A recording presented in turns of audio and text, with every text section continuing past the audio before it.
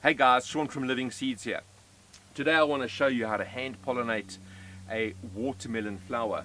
So the first thing I want to show you is an old male flower. So you'll see that this flower over here, the petals are nice and open and they're curved back, whereas this flower over here, the petals have closed in slightly. This is yesterday's flower, so I can't use this pollen today.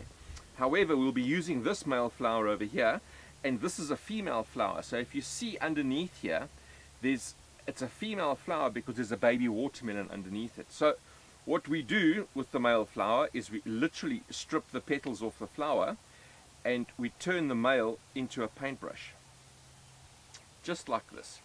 So here's our male over here and here's the female. So what we do is we just work around the female and just apply pollen all over the female, and each pollen grain will turn into an individual seed.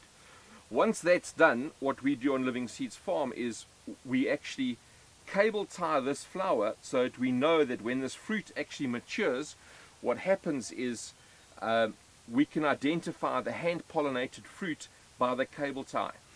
The tunnel that we are in currently is a unique tunnel. This is an insect-proof tunnel. What you would need to do is you'd actually need to get a bag to put over the flower to make sure that no bees or insects do any cross-pollination for you. Guys, that's it. Thank you very much. Thanks for watching. If you'd like to subscribe to our channel, just click the link at the bottom over here. You guys have a great day. Thank you.